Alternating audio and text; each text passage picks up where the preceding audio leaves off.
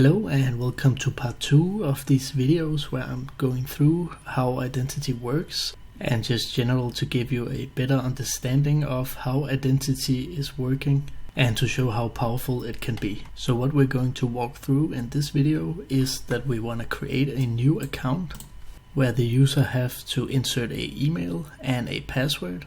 And then I will also show you how you add a additional property so that you might insert a company also, which would be optional, and then register so that we have the email, company name and password. And then when the user has created the account and clicking register, we will do so that the system will send an email. So the user has to verify the email by clicking a link inside the email that we're going to send from our system. And then only when the email has been verified, the account can be logged in. Of course, many of these things already works because it's really just out of the box when you install Identity. So if we try to create a user right now, let's try to call it test and just have a password that we know will work.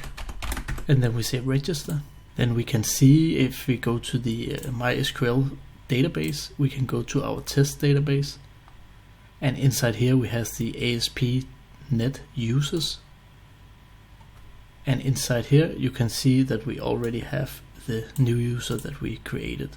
And I also created some other users. But as you can see right now, the email confirmed is not confirmed. It's a 0 here, so it's false. With the new account that we just made. So if we try to go to the website and just open this in a new tab to log in, we can try to type in the email and the password and say login, and you can see it's an invalid login attempt. But just for testing, we could go and make this a true, and then we try to log in again. And now you can see that we are logged in as the test user. So let's try to log out again. And what the register confirmation page was saying to us is that this app does not currently have a real email sender registered. So you can actually just click this link to confirm that you have verified the email. But of course, in a real case scenario, you would not want to have it like this. You want to have an email that is sent, and that's what we're going to do. But before we do anything, I want to go to the code and just quickly show you all the files that Identity has generated for us. And as you can see here inside the areas, we have this Identity folder which have some data, which is our context file, but it's also have a lot of pages, which is actually all the pages that we're looking at on the website right here. So for example, this page called register confirmation, and there's an email and a return URL. We can find that page under account and then see the register confirmation page. And when we take a closer look on this page, we can see that it has a variable called display confirm account link. And if that is set to true, it will just say that we have no real email sender registered. But else, if this is not true, it will just do as we want to have it on a normal online website. So if we go to the code behind file, we can go and see how this is going to be set. And of course all this code is just generated by Identity, so you don't have to understand it 100%. But basically what it's going to do is that we have this constructor right here where it's going to give us the user manager and then also a email sender. And then we have all the properties that is going to be set and a lot of comments. And then we have the get method when the page is loaded for the first time. And when the page is loaded, it first do some basic checks on the page. As you can see here, it checks if there is an email in the URL. And if there's no email, it's just going to return us to the front page. And then down here it checks if it can find a user with the email, and if it can't find a user, it will also return this not found. And then when we come down to this part, it will check if we are actually using a real email sender, and in this case we are not, but we could also fake it and say false. So now all this code will not run, and if we go back to our UI view, then this variable should be false, so we will get this page instead. We could try to test it out. So if we just hot reload and go back to the page and update this one, you can see that it would say please check your email to confirm your account. But actually our first step now would be to actually send the email, and it's not on this page, so we can close this one and then go to the register page. And it's actually this view that we want to find in the code and get the code behind for this view also. So let's go and open the code again. And in this case, it's this register and the code behind for the register file. And as you can see in this register file, it's built almost like the same as the register confirmation file. So we have all these usings, and we have our constructor and all our properties here that's going to be set, and more properties.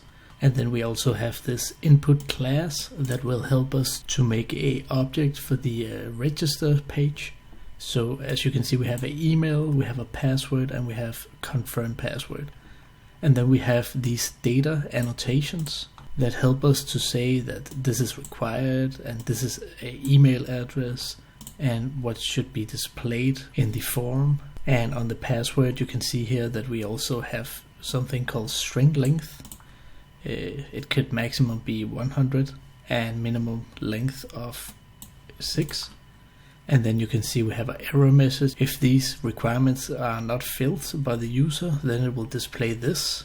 And you can of course make your own error message if you want to. Maybe change it to your language if you are not going to use an English website. And then again here we have a data type, and this is called password. And an important data annotation is this compare. This will make sure that the password, as you can see here, the password should match the confirm password. So that's the way that Identity are going to check if these two are the same. But if we scroll a little bit further down, we have this onPost async method, which is when we hit the register button, then this will execute. And the first thing it will do is to check this model state if it is valid.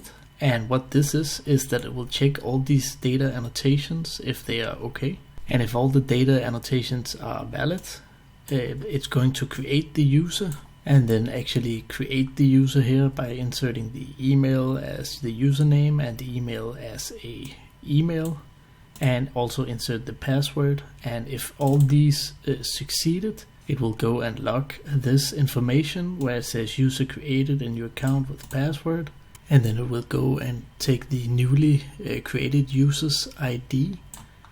And after that, it will generate a email confirmation token async, which is what we're going to use, because this is the token that we has to put in the URL, in the link in the mail that we're going to send to the user, so that when they click on the link in the email, they will come to a URL on our website where this token is a part of the URL.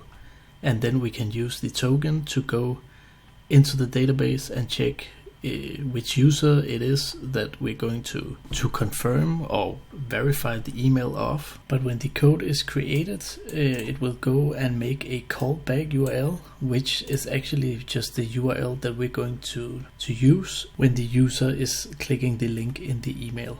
So as you can see down here, we have this send email async, which right now is not doing anything. But as you can see here, it will insert the email that it's going to be sent to. It will probably make a subject or a headline for the email.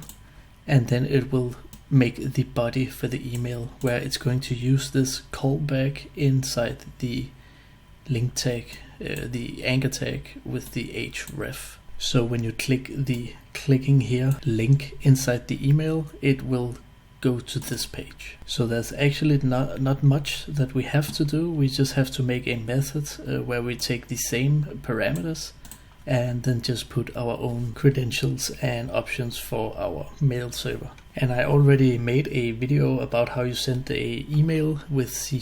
You can see it in the card right now. So I will actually just copy and paste some of the code I have from that video down here, so you can see how it's going to work. But what I will do is go and make a private async method that is going to return, I think maybe just a bool to say if the email was sent successfully. And then I will go and call it the same. We call it send email async because we're also doing it async.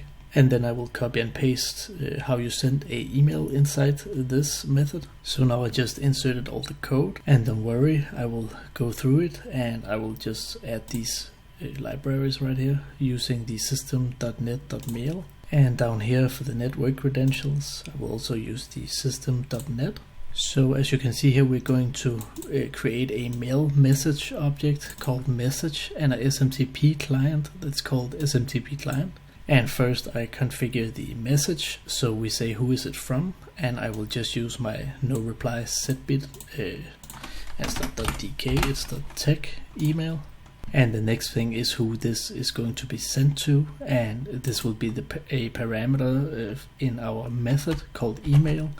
So I will just set email up here and say that this should be a string. And the same for the subject. We also have a subject which is a string. And the last one is the confirmation link. It's actually the whole body that we're going to insert right here, and we call that a confirm link. So I will say it's also a string, which is confirm link. Then I set up a port and a host name, and of course you will have to find your own port and host name and create your own email that you want to send it from, and also the credentials to the mail server. But right now I will just say that it's a username and password, so you cannot see it, but when I test it out I will just use my own username and password. But as we can see down here, we say that it is sent, and then we will return true. But of course, if this fails, we also want to return false, so I'll just put a try catch around this. So now this, just like this. So we say a try, and then we're gonna run through the code that's going to send the email, and if this fails, it will go and return false. So we know that it hasn't sent the email. But now we can go and use this method, so we can copy this. It's actually the same name, so we can just remove this. And now we're going to use the method inside our own html.cs file. So now I will go and test this. I'll just put my username and password here and then test it to see if this works. And of course, if this doesn't work, I will show you what the error message is, and we will try to figure out what's wrong. But for now, I will just close the whole solution, stop the debugging, and open the project again. So now I just put my own credentials to my own mail server. So let's try and register an account, and I want to use my own email so that I can test if it's working. And then I want to create a password, and let's say register. So now we can see that it says please check your email to confirm your account. So I want to check my mail if I got something. And now, as expected, I got this email from no reply setbit.tech. Please confirm your account by clicking here. And as you can see down at the bottom, we get the URL with the confirm email token that was automatically generated. But first, let's go to the phpMyAdmin, where I will update this, and you can see that we have a new user, and I want to confirm the email. Right now it is 0, so it's false, but if I click the link, I hope that it would turn to a 1. So let's go and click the link, and we actually get a confirmed email page where it says thank you for confirming your email. So if we go back to the database and update this page, we then get a true on the email is confirmed. So now the user can log in. So there was actually not so much that we should do to make this work, because Identity already have all the features, but it is of course important to understand how Identity works to be able to go in and configure things to make them fit your needs. The final thing I will do in this tutorial is that inside our ASP.NET users table, I want to add a company. So when you register on the register page, you get a option that you can insert a company name. And the way we're going to do that, it should not take much time to do. So let's go back to the code and let's go to the areas, identity and the data folder. And inside here we have a CS file called identity project user. And if we open this, you can see that it's empty. But this file is actually to add additional properties to the user or the account that are going to be created. So what we will do here is to write prop and tap two times, and then we want to make a string, and this should be called company. But just by adding this company will not add it to the database, so we have to make a migration to the database. And the way we do that is that I will just search for the package this one, package manager console. And if we just expand this one, we can see that we have this package manager console now. And what we want to do is that we want to add a migration, and we could call it add company to user table, and then hit enter. And of course we have to stop debugging, so we just say yes. And then it generates this file for us, so it will add a column inside the users table, and it's called company. So that's just what we want. So in the package console or the package manager console, we want to say update database like this and hit enter, and then it's done. So now we can go back to our phpMyAdmin and we can update this, and I think it would be at the end now. So down here we have a company with no values, so I just think it's an empty string right now on all the users. So now that we have it in our database, we can go to the code again, and we want to add it to the register page. So we want to go to the register, actually just the CS.html register file. So if we look over here, I want to open this one. And in this page, it should actually be pretty simple. We can just copy and paste a already created input field. So we just copy and paste the email, and under the email we want to put the company. But of course, if we say input.company, then we do not have any company, because in our code behind file we have the class where we create the object for the register, which was called input model. So here we want to copy and paste this, and actually just don't take the comment with us. And this one should not be required, and it's not an email address. And we want to display company, and maybe say that it is optional. And then we want to call it company. This is the most important thing, that we call it the same as in the user model. So the same name as it is in the users table. But now if we go back to the UI, you can see that the input.company now exists. So we will also put it on this one and this one. And we don't want to autocomplete with username, we want to just say company. So let's try and open and see how it looks. And let's go to register. And now we have this company, which is optional.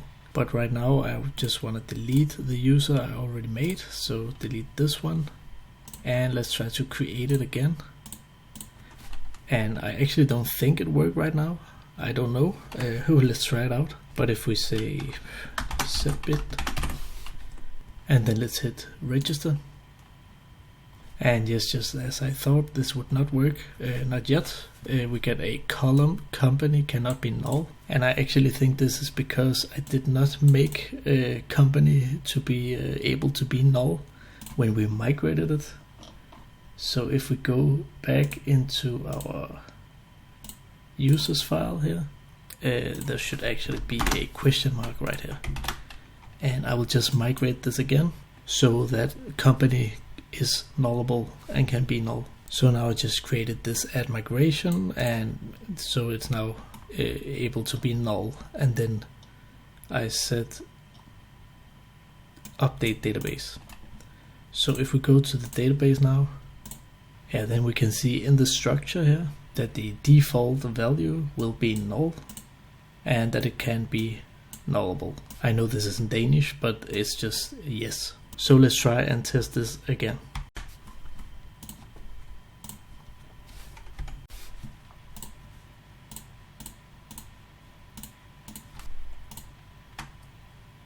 And I just forgot that I had a breakpoint here, so I will just remove it and continue.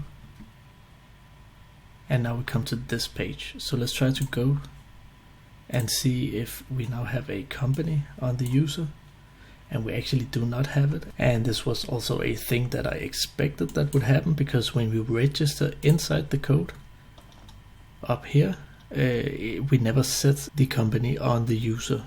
Just like here, as you can see, that the email is going to be set as username here, the email is set as email, but we never have a company that's going to be set when we register. So the way we're going to do it is to take this user object and add the company if the company is set. So what we're going to do is that we say if the input.company is not equal to a empty string, then we wanna you can already see here that it wanna say that we have to take the user, the company of the user, and put it equal to whatever was put in the field company. So now let's test this out, and I actually think this should work now. So if we save this and we run the project, and let's go to register, and I should already have deleted the other user, so it should be no problem. And we say the company is setbit, and let's hit register. So now we get the email sent, and if we go to the database and update, we have the new mail here, and now it works. So we have setbit as the company of this user. I know this is a lot of information at once, and identity is a very big framework, so it will take time to learn all the UI files and all the logic behind every file that identity is generating. But now that you have come this far, I would say that you should have a pretty good understanding on how identity is built up and all the code, that you can just go in and see what it's doing, and that it's really just small adjustments that we have to make to the framework to make it fit our needs. But hopefully I will continue this series of identity tutorials and go through some of the other stuff that identity has to offer. But for now, just have a nice day, and I hope you learned something. And if you liked the video, please like and subscribe. And else, just have a nice day. Bye.